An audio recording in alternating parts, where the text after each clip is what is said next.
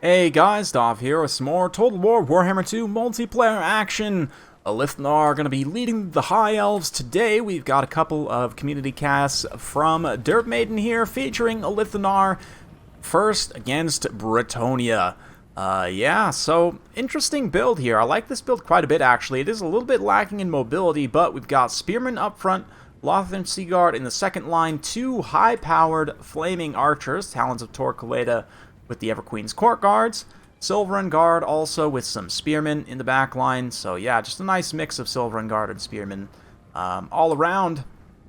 And the two bolt throwers provide some nice range fire. Alith and Anar can be seen as a bolt thrower in and of himself, basically like a mobile 360 shooting bolt thrower. That actually, yeah, is pretty good. His missile damage is juiced up a little bit right now from his extra reload rate. From Dark in the Skies, he does have also Slippery, Mislead, and the Moon Bow. Death Mage here, with extra Winds of Magic generation. I'm assuming that's what's comboing with the Everqueen's Court Guards, rather than going for, a fire combo, just going for a magic combo. So, Book of Hoeth, greatly improved recharge rate, and the Life Leeching also gives improved recharge rate, so just looking to go through that power reserve as quickly as possible. The extra power reserve and recharge rate, of course, provided by the Everqueen's Court Guards means that it'll be very fast Winds of Magic regeneration, especially given that this is a non-legendary caster.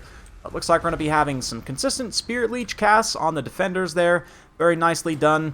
And likewise, Alith and Anar's Doppelganger going to come forward and do exactly what he's supposed to do, which is distract these heroes here and allow them to get shot by the real Alith and Anar. And the bolt throwers and so on, who are throwing some fire in here. These single entity heroes on horseback, though, are pretty small targets. They're tough to hit for sure, so you can see a lot of this bow fire is not finding its mark. And likewise, the Fey Enchantress, there is a specific interaction here with Sisters of Averlorn. The Fey Enchantress does have pretty heavy magic resistance, 60% magic resistance on her unicorn, in addition to having 20% physical resistance from Blessing of the Ladies, so essentially she has like 20% damage resistance, and being missile attacks, you even apply that extra 15% missile resistance on top of that. So a quick lesson on resistances for you guys that are wondering. All applicable resistances apply in any scenario, and you just kind of add and subtract them, right? So like here, if the Talons of Torquelada tagged the Fey Enchantress, you would kind of, I guess you would add up these two. So I guess let's back up. Talons of Torquelada are subject to missile resistance and physical resistance. The Sisters of Averlorn are subject to missile resistance and magic resistance. However, if the flammable effect from the Talons of Torquelada is on, then the flammable, obviously, will apply to that as well. So it's a pretty complex scenario sometimes to figure out, exactly what you should be shooting at because of the resistances. Generally, if you have an ability that has any kind of minus resistance to synergize, like fire is really the only one that can go negative, because it's the only one that has a weakness to, X programmed in. So fire can go negative, which is why fire synergy is so powerful, and flammable and kindle flame are such powerful effects, right? You can use them to help mitigate somebody that has high resistances, like the Fey Enchantress here, because that flammable obviously will help tear away at that resistance total, right? Because again, if you think about it, if we're thinking about Talons themselves, that 15% plus 20%, right? 35% resistance in total between the missile and physical. You then take away that 25 from the flammable effect. I believe it's 25, or is it 22? Let's go ahead and check here. As these kind of players are skirmishing and advancing, we'll take this opportunity to do some educational work. It's 22%, right? So you would take 22% off of that resistance total. What did we say? 35 would leave you with a 13% resistance against the Talons of Torquelada's attacks. Then obviously you calculate the armor as well for the non-armor piercing damage. And yeah, you can see that having that negative fire weakness to fire, I should say, not negative fire resistance, but weakness to fire, very powerful. And it should be noted that for effects like El Sif, for example, not a super common effect anymore because you don't really see the Red Duke, but Or another good example is perhaps the branch wraiths have an item that gives area of effect negative magic resistance. I should be very clear. It's different from weakness to magic, right? It actually can't go negative because weakness to magic is not programmed into the game. So when you see that minus 22% magic resistance, that will only apply to units which already have some kind of magic resistance, right? Anyway, talking more about the battle here, you can see that Faenchantress has taken quite a bit of damage. The Companions of Quenelle also getting a regrowth as they have taken some pretty serious heat as well. Just any of the Bretonnian cav as it maneuvers around here is going to get this massive overwatch of, you know, the bolt throwers, the high-powered archers, the lower-powered archers that have spears, obviously, Lothern Seaguard, and the spearmen just kind of forming up into a defensive position here. So a little bit of a mobile kind of missile defense build. I like it quite a bit. And Alith Anar also has been able to use up most of his shots pretty much unopposed, primarily shooting at cavalry, I would imagine, but also the Faenchantress. Of course, peasants now making their way forward to engage in the front line. These men-at-arms here, they'll do their best. Everqueen's Court Guards, though, oh man, getting hit by that trebuchet is tough, but 60 melee defense and 47 attack while that martial prowess is active means that even should all of the spearmen fall apart, you know, these melee units are still going to have a hard time against the Everqueen's Court Guards. That is, if the shock cavalry is dealt with. The shock cavalry certainly can get it done. We've got questing knights and knights errant maneuvering up and around the side here. And they do get a pretty nice surround. They're going to be able to land home some charges, and you can only have so many spears, right? You'll eventually end up having some gaps somewhere, and it does look like also the bombardment going to be used from the Faenchantress. Unfortunately, the archers were able to mostly maneuver out of that area of effect, and it doesn't look like, it hit too much there. Might have done a little bit of HP damage, but Fata Buna also being used here against those knights errant. It's a pretty cheap target to use it on, but I might have been trying to click it on the questing knights or something else instead, but even still, just getting that unit off the field, right? Getting rid of all this mobility and mass that's punching through is very important, and you can see it is punching through. Talons of Torquelada no longer have their martial mastery, so their melee stats are pretty bad at this point. The Everqueen's Court Guards, I believe, still probably have their martial prowess. We'll check in just a sec, but thank goodness for Lothern Seaguard still here fighting with their anti-large bonus, can help deal with some of these young knights. Knights errant as they kind of pull around, and this chaotic melee engagement, it looks bad for the High Elves, but it's honestly not terrible. You can see the balance of power pretty well in their favor as kind of the patient picking away of these various Bretonnian range units has proven decisive. Now, the Companions of Quenelle do have fire resistance. They have, what is it, 25% fire resistance? Maybe it's more. Yeah, 25% fire resistance. So they'll be somewhat, impervious to the Everqueen's Court Guard's fire. But at the same time, just the overwatch here from so much volume. There's a lot of high elf unit models that still have good stats fighting here. The Silverin Guard basically untouched, and the Spearmen as well, right? I say Silverin Guard are untouched. They are actually quite touched by the lady.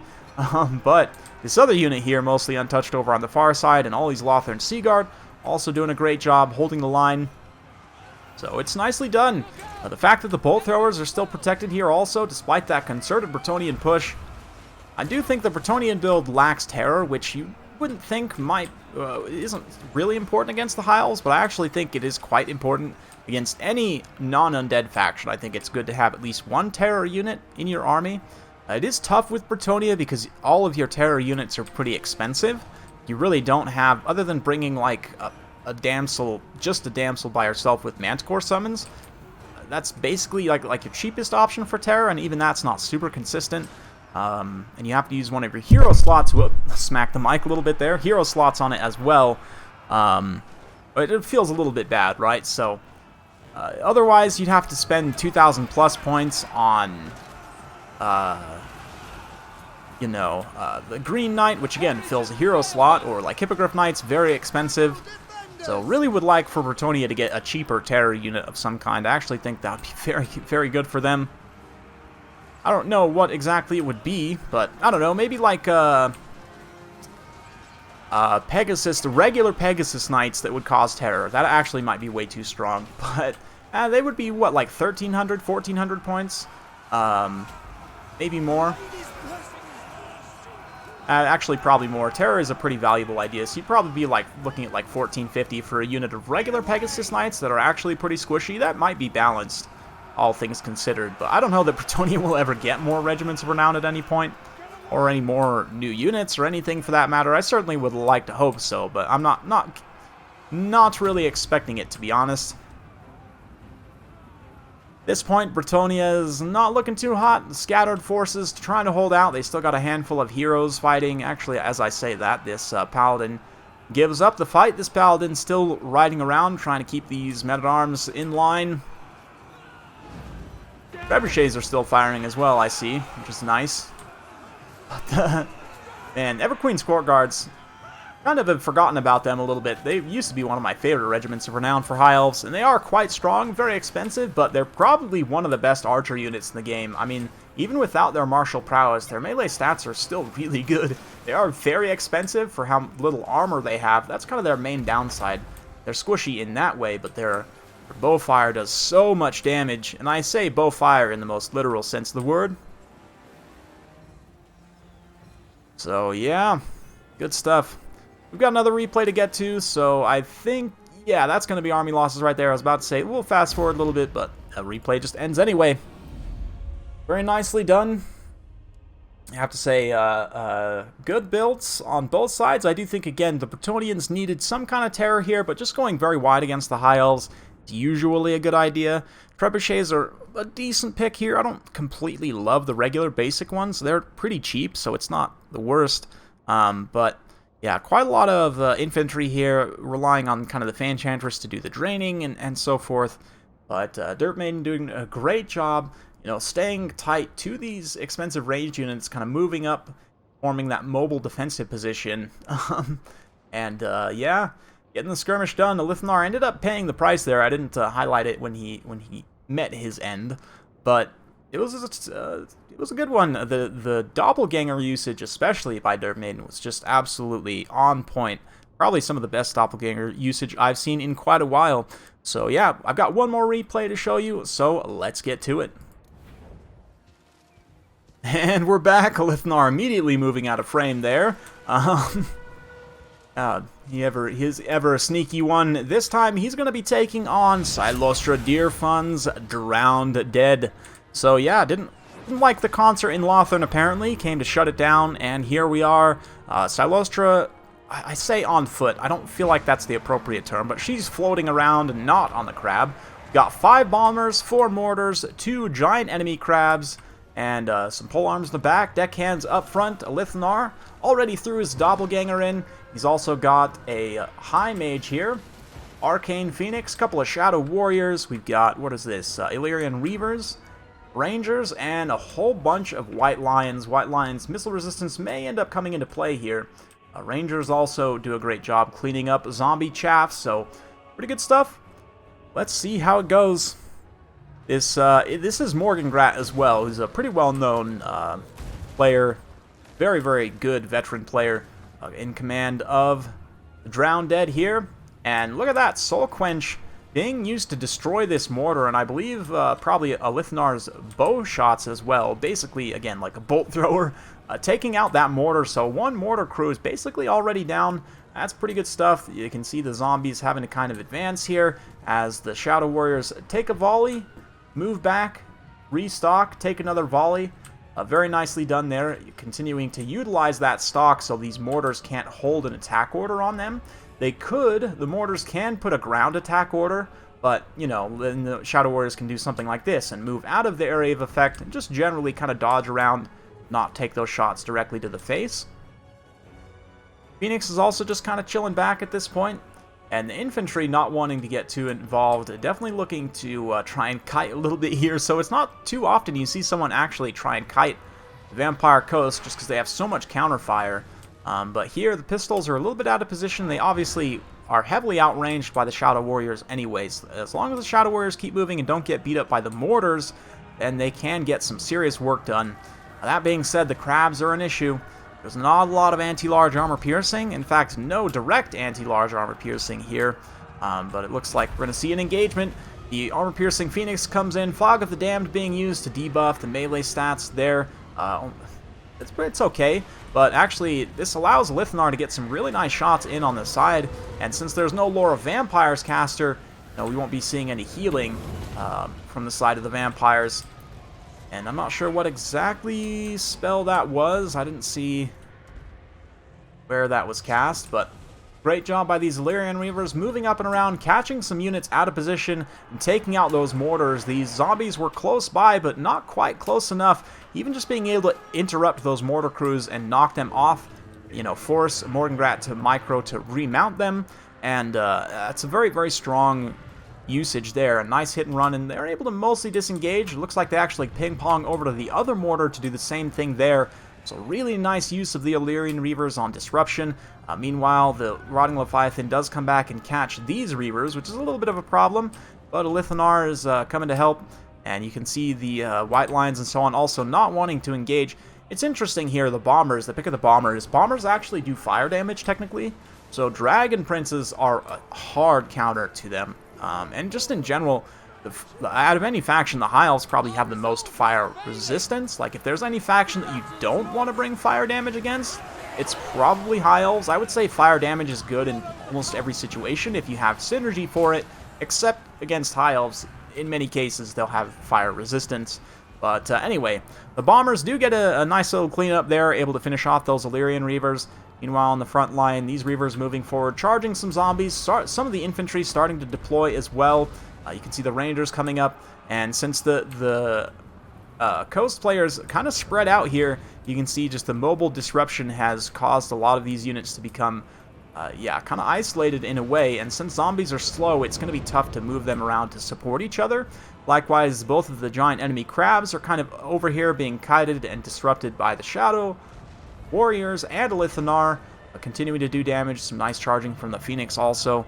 So really well done here. And you can see where the ranged units were facing forward, not directly running into the fire.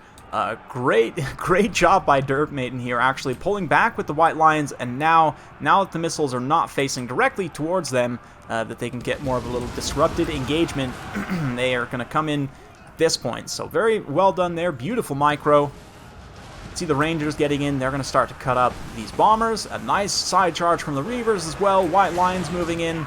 So beautiful positioning there to get, favorable engagements, even against just regular plain old zombies. I mean, their ranged attacks are certainly scary, and we do have some Overwatch fire from some pistols, some more pistols here, providing some Overwatch fire, so good layering from the Vampire Coast, even as they do kind of get spread out a little bit. And it looks like we've got the Damned Knights Errant summoned in the back, finally able to start dealing with those Shadow Warriors, getting a good connection on them. They have used up most of their ammunition at this point, though, so it's a little bit late on that pick, but a nice Moonbow makes direct contact, forcing this, just forcing the big crab down. So one giant enemy crab down. Silostra, though, is fighting the Arcane Phoenix. That's very dangerous for her. The Arcane Phoenix does magic damage. She did summon some Rotting Leviathans here to help this engagement, and obviously the giant Promethean, I guess the Leviathan died. These are Prometheans, right? But now that the Promethean summon's almost gone, oh man, Silostra's in trouble. This is some very solid direct single target magic damage from the Phoenix here. And yeah, she's going to need to just run away. Fog of the Damned there, or nope, another summon being used actually. Another Promethean summon to keep that Phoenix bogged in. Very nicely done. Morgengrat keeping Silostra alive. You can see the Damned Knights Errant have been able to just about finish off those Shadow Warriors though, so the Vampire Coast definitely not out of it yet. And despite the nice plays, the disruption here, High Elves still face a ton of zombies. They're still, just barely dropping under 900 zombies left on the field there. So, all said and done, it's going to be tough. These pistols getting a really nice flanking engagement here. Again, this layering, overlapping lines of fire here is exactly what you need from the Vampire Coast. Some nice charges as well from these Reavers, continuing to try and keep those guns from firing. The giant enemy crab right here is a problem.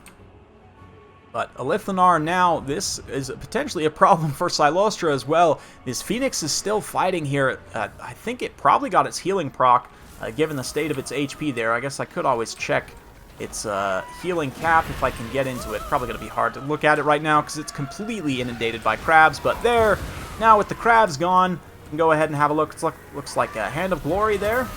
for a little bit of extra melee attack, and if I have a look at the healing cap, it does look like, yeah, 2,000 HP from that burst of healing already. So, Silostra getting isolated like this is it. This is absolutely it. This is basically worst case scenario for her. She's just gonna give up the ghost. Ha! Get it? Anyway. And the White Lions here is pushing. You can see, though, even with the Silostra being gone, the balance of power is still very even, and Morgengrat's been able to get back with his mortars. Still has 2 of them online and firing in the late game. This could prove pretty decisive. They're raining some fire on those Rangers. There's a handful of White Lions as well. The missile resistance of the White Lions will apply to the mortars. Like the missiles themselves, I don't think it applies to the explosion damage, though. I'll have to double check. I need to do some testing, but I'm pretty sure that missile resistance doesn't apply to the actual explosion damage. Not 100% sure on that, so don't quote me.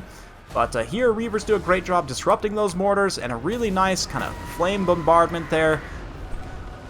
The localized tornado right on top of these deckhand mobs. And the balance of power starting to claw back as the High Elves clean up quite a few of these weakened units. The Crab is a menace, but I think once isolated, the Arcane Phoenix and various other units, including Alith in melee, he's not a complete pushover, still has martial prowess active, up to 67 attack, 57 defense, 400 weapon strength. But yeah, between Alith, the Mage, and the Phoenix all fighting together on an isolated Crab, I have full confidence that they'll be able to take him out. And they don't even have to fight fully isolated. There's still some proper armor piercing here. I mean, I guess the Phoenix is proper armor piercing, but some additional armor piercing.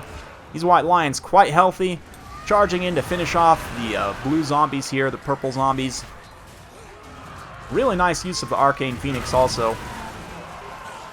So some just great usage out of units you don't see every day, at least that I don't use frequently myself. Like the Arcane Phoenix is a good unit, don't get me wrong, very strong, but you just don't see them super often. Shadow Warriors, likewise, they're good in certain situations, like here they were used to great effect.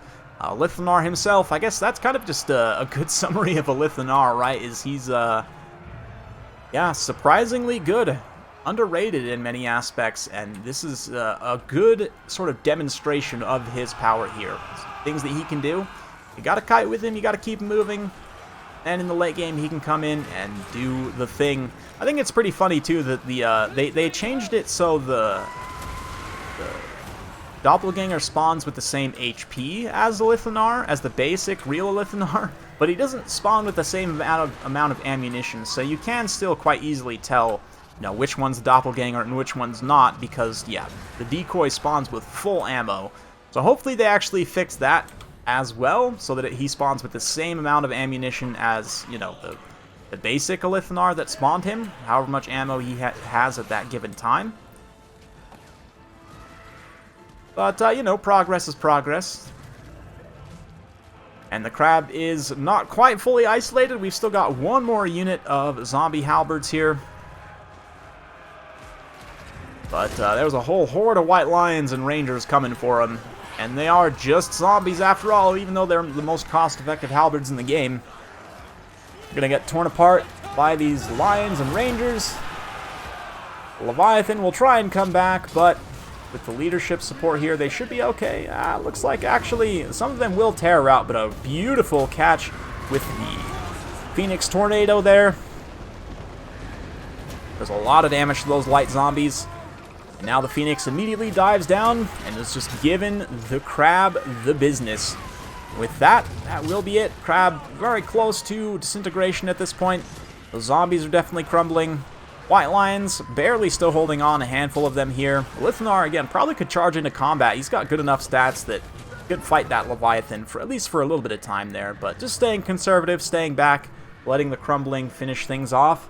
And that's a win. So a huge thanks to Dirt Maiden for the replays. Man, how about that rank 4 for that Arcane Phoenix, just doing a lot of work, basically finishing off all 3 of these important single entity models, not necessarily single-handedly. Alith did a lot of damage to the Crabs as well. But yeah, beautiful use of the Arcane Phoenix there. Likewise, Illyrian Reavers did a great job. Great job with the infantry, kind of keeping them back. Oftentimes, I don't know if I've put the video out yet I made the one again about the asymmetric engagements, just basically not, and I made another video, I don't think it's been released yet though, about just not taking engagements straight in the face, and Dirtmaiden did a great job of that here, you know, keeping the infantry away from the bombs and the pistols and the guns, and not just YOLOing in and getting everything blown up, right? Which is something that is it's something that I am guilty of, certainly, and especially for newer players, it can be tricky to learn. And Dirtmaiden, I'm not familiar with. I don't know, you know. I'm gonna guess it's a she from the name. I don't know if she's necessarily a newer player. I don't recognize the name, but certainly very veteran style of play, and great micro in a lot of situations to get the right engagements at the right time. And yeah, just really good stuff. So very fun to see. Hopefully you guys enjoyed. If you do like this sort of content, be sure to like, subscribe, hit that bell notification button, so every time I upload a new video, you'll be notified. Thanks again for watching, and we'll see you next time.